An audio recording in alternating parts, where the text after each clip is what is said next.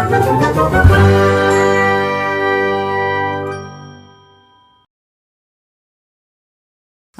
গল্প দুষ্টু দানবের শিক্ষা।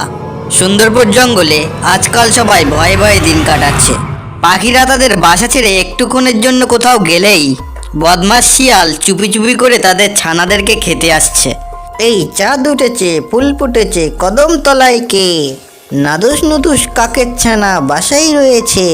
আরে দেখ রে দেখ, তোদের মামা এসেছে রে, দেখ তোদের শিয়াল মামা। আয় আয় আমার পেটে আয়। এই বলে দুষ্টু শিয়াল গপ গপ করে কাকের দুটো ছানা খেয়ে নিল। আহ কি স্বাদ, পেট পুরো ফুল হয়ে গেছে। যাই এবার ঘরে যাই, নাকে পুরো তেল দিয়ে ঘুমাবো। সেই দিন শিয়ালটি সেখান থেকে চলে গেল। কিছুক্ষণ পর কাক তার বাসায় ফিরে আসলো। হায় রে হায়, শিয়ালটা আমার সব ছানাগুলোকে খেয়ে পালিয়েছে। হায় রে হায়। তারপরের দিন শিয়াল টুনি পাখির ঘরের সামনে ঘোরাঘুরি করছিল। এ কি, শিয়ালটা আজ আমার বাড়ির চারপাশে ঘোরাফেরা করছে? আমার ছানাদের দেখতে পাইনি তো। কিন্তু এখন তো আমাকে একবার খাবার আনতে যেতে হবে, তা না হলে আজ আমার বাচ্চাদের না খেয়ে থাকতে হবে। এক কাজ করি।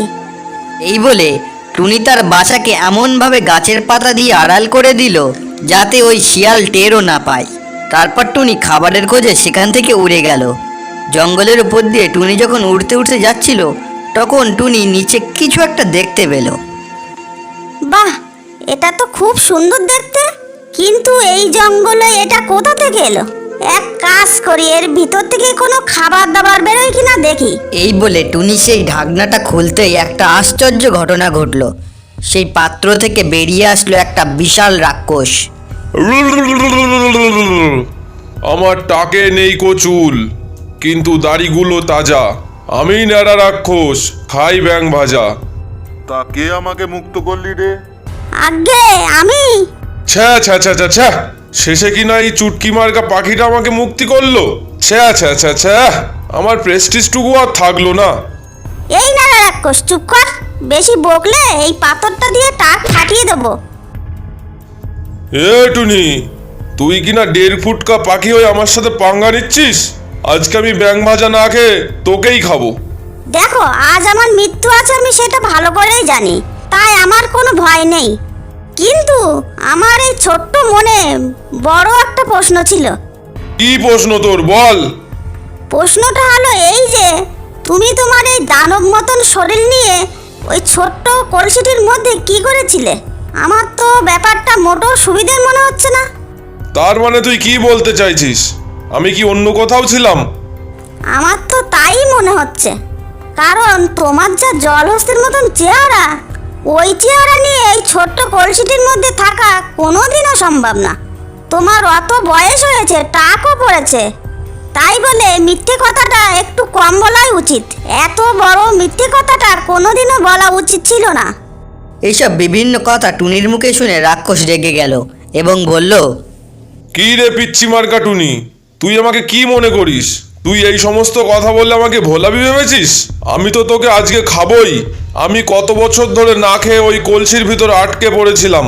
আজকে তোকে আমি বাগে পেয়েছি, আর তোকে আজ ছাড়বই না।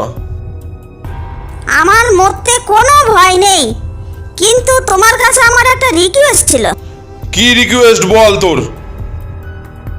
তুমি তোমার এই জলহস্তির মতন চেহারা নিয়ে কি করে ওই কলসিটির মধ্যে বসেছিলে আমি একটু দেখতে চাই। আমি এখনো বিশ্বাস করে উঠতে পারছি না যে তুমি ওই কলসির ভিতরে ছিলে।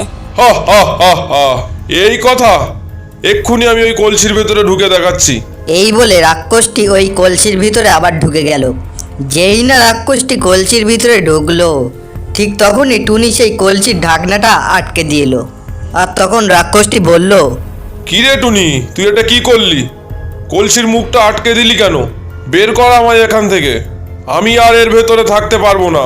আমি অনেক বছর ধরে এখানে বসে আছি। প্লিজ আমাকে এখান থেকে বার কর টুনি।